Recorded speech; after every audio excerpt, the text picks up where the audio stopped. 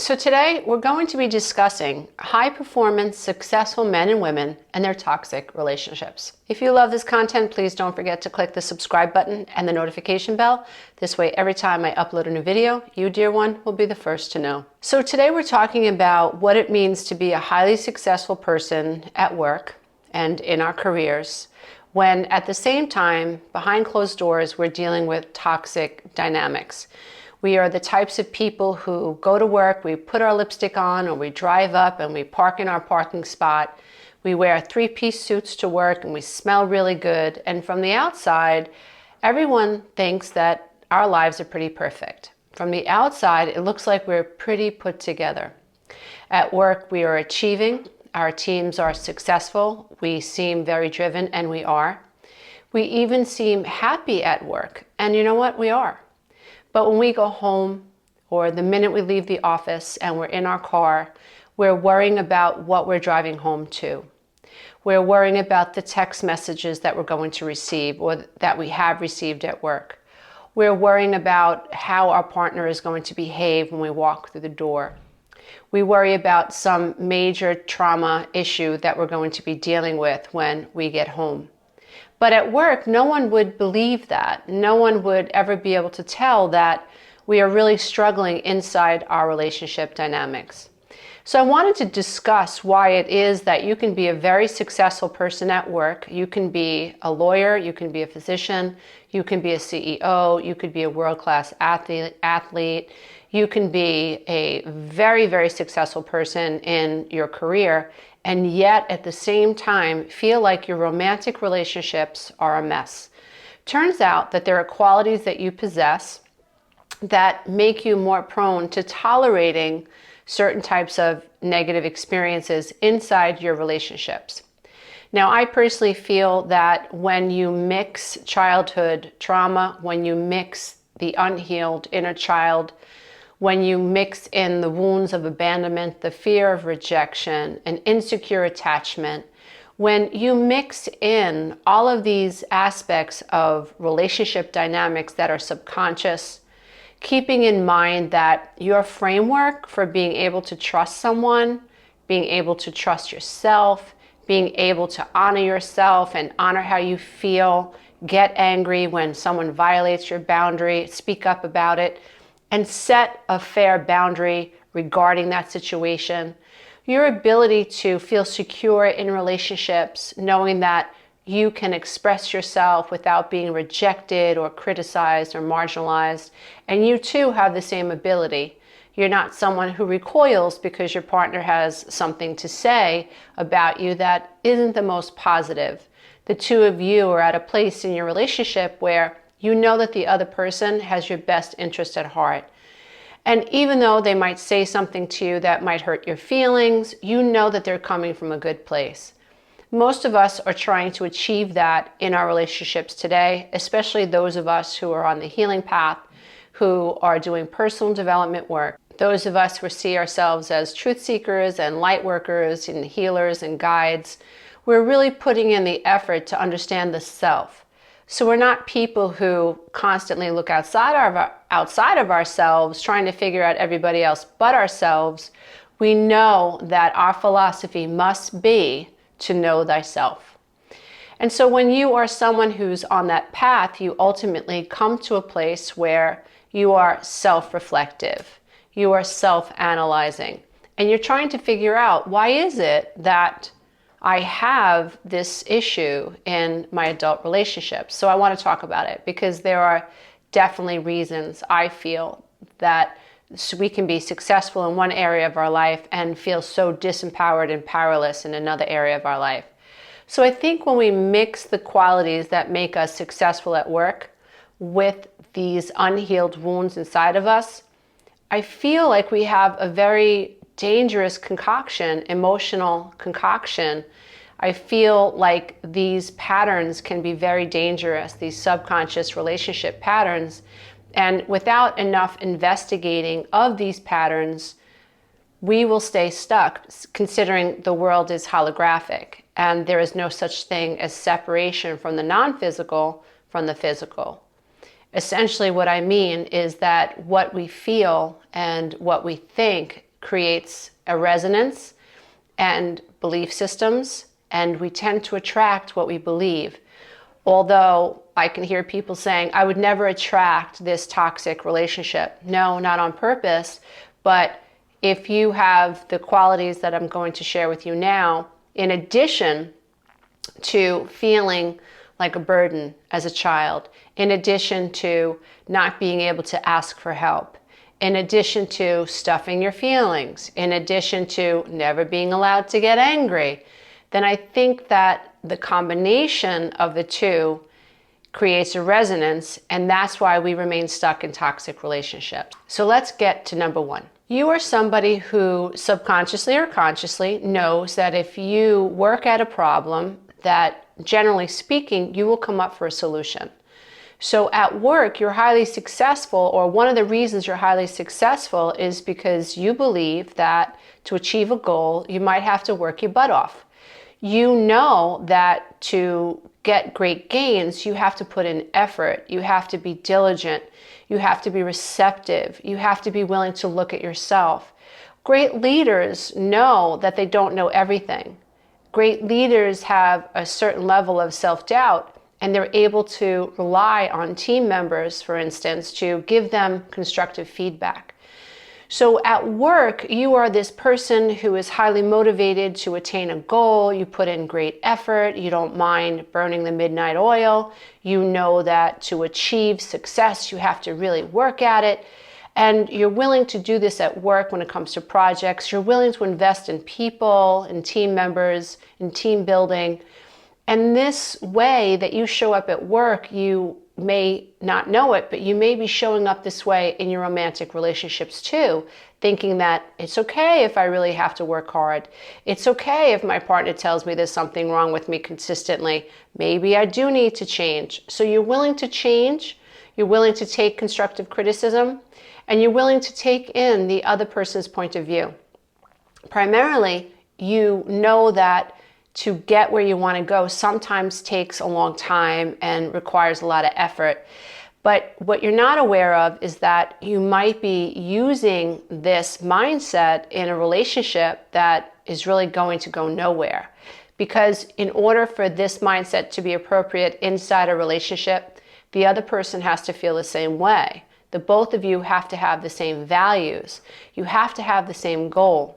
When we are at a work situation or in a work situation, it's so much easier to identify the goal. All the team members know this is where we're moving. These are the profits that we want to make this quarter. And so the goal is clear.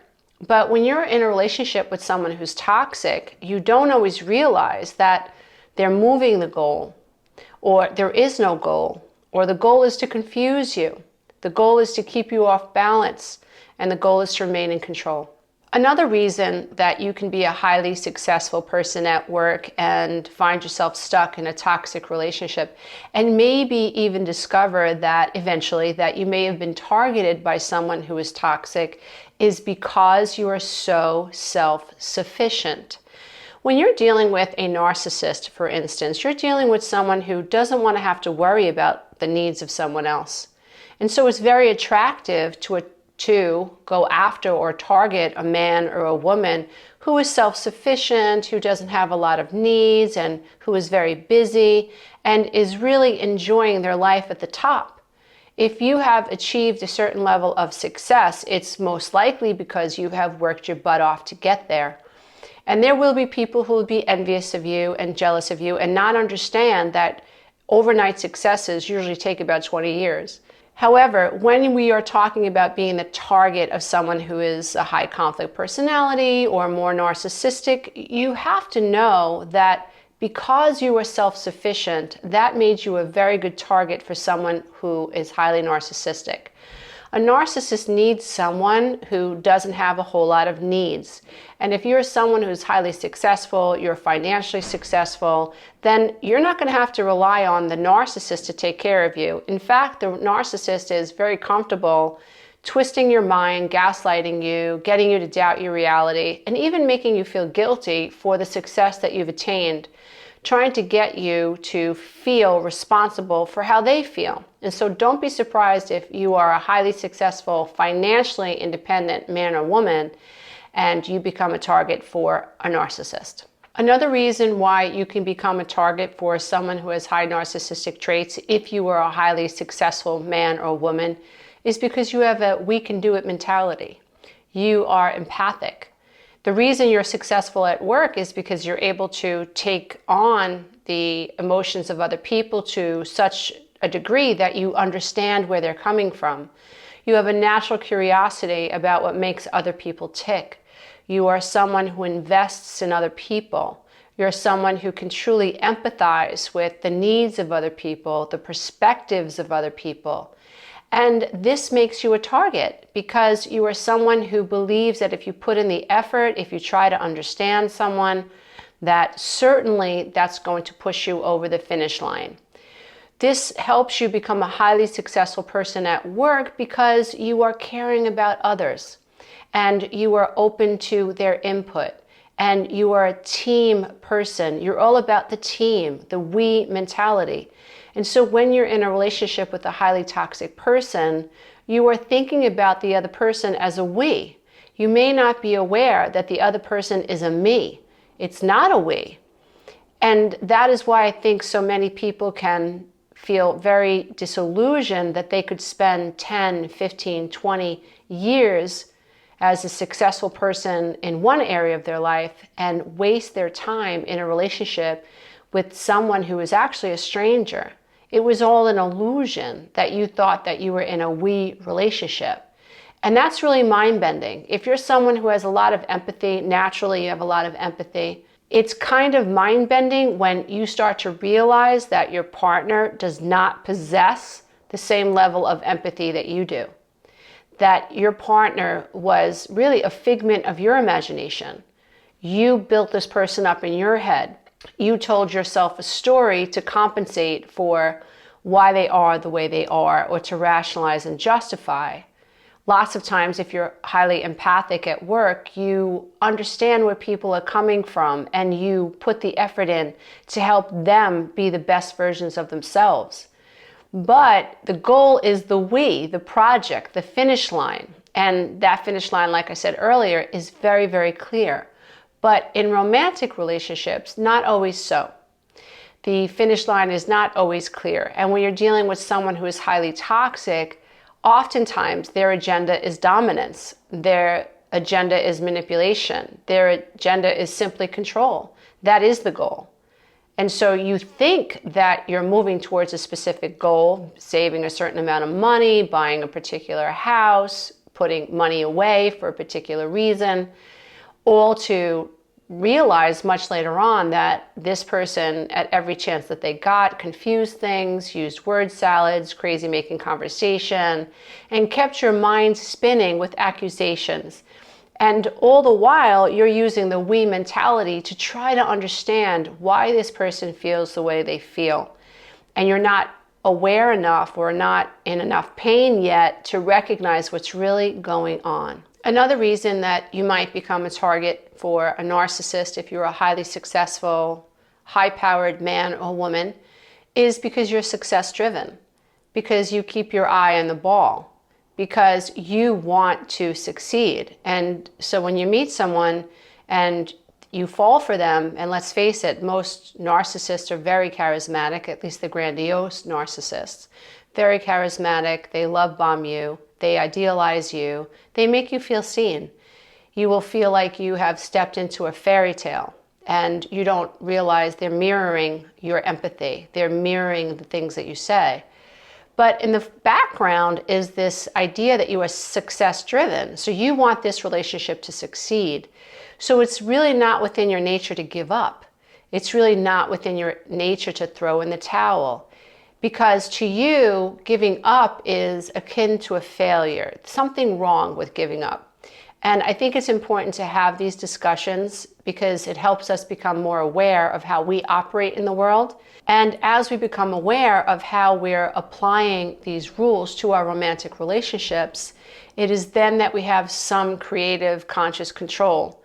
It is then that we can say, wait a minute, that feeling or that drive for success that I have that is so innate, that has made me so successful, this drive for success has really shown up in my romantic relationships, and I wasn't aware that I associated throwing in the towel or setting a boundary with failing, and that behind the scenes I was really wanting this relationship to be successful, which made it hard for me to see the red flags. The last idea that I want to share with you is that oftentimes highly successful men and women are perfectionistic. Now, if this perfectionism is driven by a fear of criticism, a fear of not being good enough, if the perfectionism is driven by a need to be validated, a need to find worth in my doing, because I haven't yet found the ability to have worth in just being,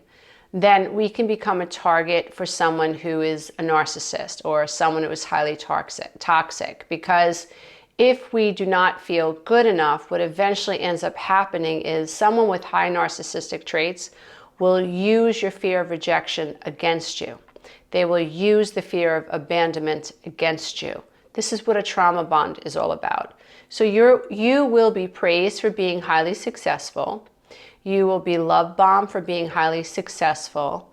In the beginning, the narcissist will tell you that he or she is bragging about how successful you are. But in time, what you'll begin to notice is that this love bombing begins to fade.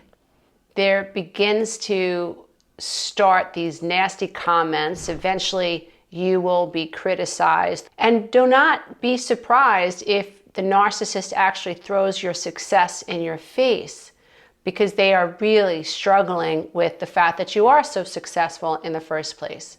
Sometimes a narcissist is jealous of the amount of time that you spend at work. Now, in the beginning, you'll be praised for being such a hard worker and being so independent. But if you're dealing with a narcissist, in times, they will turn that around on you. They will turn the tables. They will accuse you of not loving them enough, not paying enough attention to them, suggesting that they have the right to go out and do what they need to do because their partner isn't paying enough attention to them. And that'll be really confusing for you, because when you met this person, they were all about you and your successful career. So you are now entering the part of the relationship where you are going to start being devalued, which is going to be very confusing for you. You may consider leaving your job or spending less time at work. And this is the way the narcissist is gaining control over you. You are off balance. The way that they are speaking to you is decreasing your ability or diminishing your ability to have self-confidence. And so now you're questioning yourself, you're doubting yourself. Because you're a team player, you certainly don't want this person to feel negative things about you. So you become success driven and think that the goal is to convince this person of how much you love them. You won't even realize that your own wonderful traits are being used against you as a form of emotional control. So if you are success driven, if you are highly empathic, if you are a we person, if you're someone who is all about finding the problem and solving the problem, you want to be very careful that this disposition, these amazing qualities and traits, are not being taken advantage of by a manipulative person. The reason I wanted to create this session is because most of the people that I do one-to-one coaching with are very successful people who are bewildered by the idea that they can achieve so much, are just like everybody else. They have the same problems everybody else has. And oftentimes people who are highly successful and those that you would never imagine are having romantic relationship difficulties, the people who look perfect, the people who live in the beautiful house, the people who drive the nice cars, people that you would never imagine were having so much trouble, also have a difficult time accepting that they're having so much trouble. There's a level of shame involved in being someone who has achieved so much. There's this level of I'm a fake and I'm an imposter If my patients only knew that I was in a codependent narcissistic relationship, if my clients only knew that I'm going through exactly what they're going through, they would never hire me. And so there's this level of shame that we really need to debunk, and we have to help people across the board recognize that we're all the same. It doesn't matter how many letters you have after your name. It doesn't matter how many degrees you have hanging on your wall. It doesn't matter where you come from in terms of your socioeconomic background. You can be a highly successful person, a really high-powered, respected person at work, and feel like a completely disempowered human being in the face of someone who is narcissistic, in the face of your spouse. You can feel confident at work and lack complete confidence in your home. And this is really an important topic so that those of us who are confused by this understand that there may be dynamics at play that complicate our ability to recognize a red flag for what it is. So if you're a really highly successful man or woman and you've been in a relationship with someone who's highly toxic and you can't figure out how you got there, I hope these ideas help you learn to investigate yourself a little bit deeper. Try to remember that childhood trauma affects all of us. And just because you came from a house with a white picket fence and maybe your parents were highly successful, doesn't mean that you haven't experienced some level of childhood trauma, doesn't mean that you grew up feeling good enough, and doesn't mean that you've secured a secure attachment to your parents. It doesn't mean that you feel like you're able to tell your truth. It doesn't mean that you're able to recognize a red flag and honor it. It doesn't mean that you have the life skills to say no. It doesn't mean that you do not feel like you failed because a relationship hasn't worked out. But like I always say, we can't fix a hole in the wall that we can't see. So if this is your issue, I hope that it has been helpful. Please share this with anyone that you think might be struggling with these issues, and know that these issues are running in the background and they can affect any one of us from anywhere in the world. Dear one, you are not alone. Please know that there is help and you can regain your self-confidence. You can learn to heal your inner child and eradicate the subconscious beliefs that are responsible for codependency in your relationship. Bowing to the love and the light in you. Namaste. Until next time. Bye for now. Hey, if you love this content, don't forget to check out the next video, and you can go to my website and take the codependency quiz.